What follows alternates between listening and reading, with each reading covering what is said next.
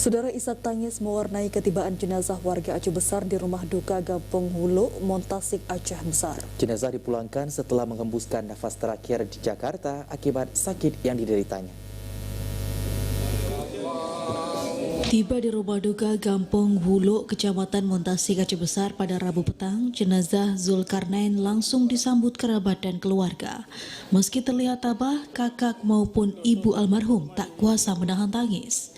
Selain kehilangan, haru didasari bantuan relawan Persaudaraan Aceh Serantau atau PAS dalam proses pemulangan.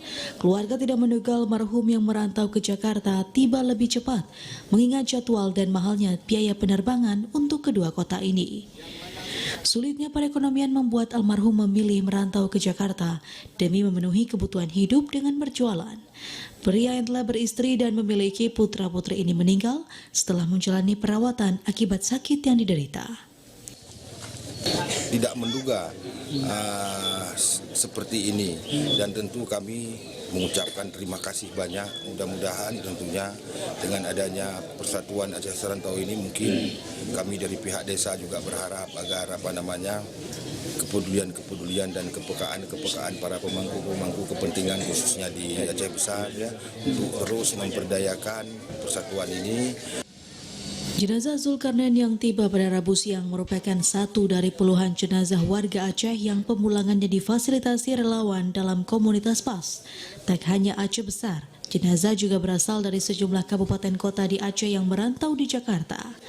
Selain pemulangan jenazah, komunitas yang berdiri atas inisiasi warga Aceh di perantauan ini fokus pada kegiatan lainnya. Aksi ini diharapkan mampu membantu warga Aceh di perantauan, khususnya mereka dari keluarga yang kurang mampu.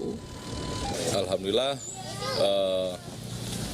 amanah yang ditugaskan oleh Ketum Pak Ahyar Kamil sudah kita laksanakan. Pemulangan kita yang untuk hari ini lebih kurang yang untuk Aceh Besar hampir 15 orang lah.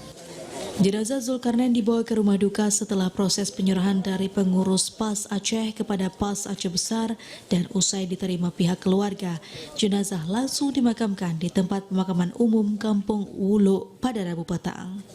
Dari Aceh Besar, Arman Kodadi, TVRI Aceh melaporkan.